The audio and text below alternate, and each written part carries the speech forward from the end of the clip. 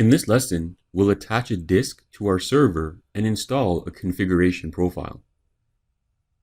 Click on the dashboard link corresponding to your newly created Linode. Under the dashboard heading, we can see the configuration profiles we have attached to our Linode. We currently have no configuration profiles.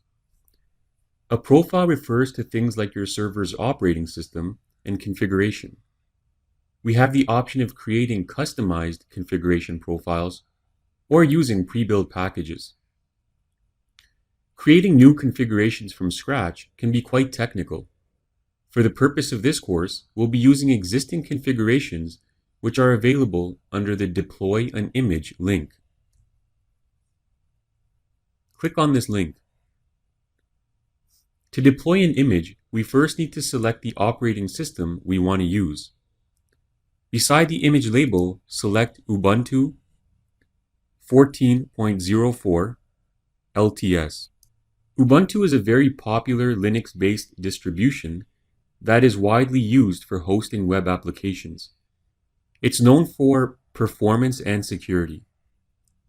The LTS stands for long-term support, meaning this version of Ubuntu is considered stable and also regularly updated. A new LTS version is released every 2 years and comes with 5 years of support. Next, we need to specify the deployment disk size. Similar to your home computer, the disk or hard drive stores the data and operating system on your server. We need to specify how much space we want to allocate for the operating system. With Linode, it's possible to create multiple disks that serve different purposes. Note that the total size of all your disks must equal the allowable maximum under your existing plan. For our purpose, we'll just keep everything on a single disk. This includes our operating system and web files. So we'll leave the default setting.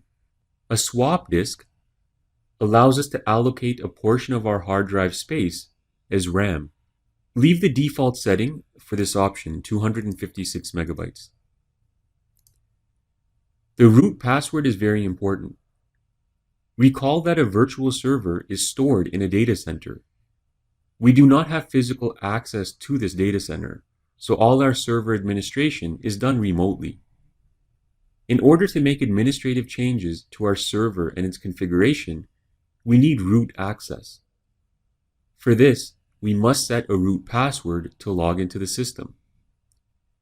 Make sure the password is secure and one you'll remember. Once you've completed these steps, click the Deploy button.